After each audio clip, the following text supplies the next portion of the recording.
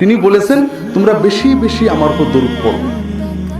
একবার দরুদ পড়লে 10টা নেকি, 10টা গুনাহ মাফ হবে, 10টা মর্যাদা বাড়বে, ফেরেশতারা দোয়া করবে, স্বয়ং আল্লাহ রহমত নাজির করবে, ফেরেশতারা আপনার দরুদ সালাম নবীজির কবরে নিয়ে যাবে, স্বয়ং রাসূলুল্লাহ সাল্লাল্লাহু আলাইহি ওয়াসাল্লাম আপনার জন্য দোয়া করবে। আর বেশি বেশি দরুদ পড়লে আল্লাহ অতিরিক্ত আরো দুটো বরকত দেবেন। একটা হলো দুনিয়ার টেনশন আপনি আল্লাহ দূর করে দেবেন, আর একটা হলো আখিরাতে আল্লাহ রাসূলের শাফাআত আপনার পাওয়া।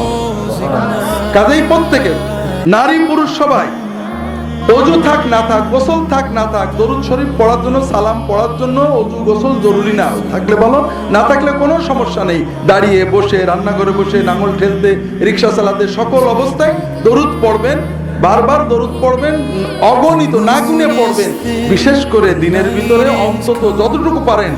আল্লাহ রাসূল সাল্লাল্লাহু আলাইহি ওয়াসাল্লাম এক হাদিসে বলছেন, মান সাল্লা আলাইয়া ফিল গাদাতি আহসান ওয়া ফিল মাসাই আহসান হাল্লাত লাহু শাফাআতি। যদি কেউ নারী পুরুষ সকালে 10 বার, সন্ধ্যায় 10 বার দরুদ পড়ে আমার উপরে, আমার শাফাআত তার পাওনা হবে। তবে বেশি করে দরুদের জন্য একটা ওজিফা রাখবেন। প্রত্যেকে 100 পারেন, 200 পারেন, 500 পারেন, প্রতিদিন নিয়ম করে নেবেন। নিয়ম ভাঙলে গুনাহ হবে না, চেষ্টা করবেন নিয়ম পালন করার।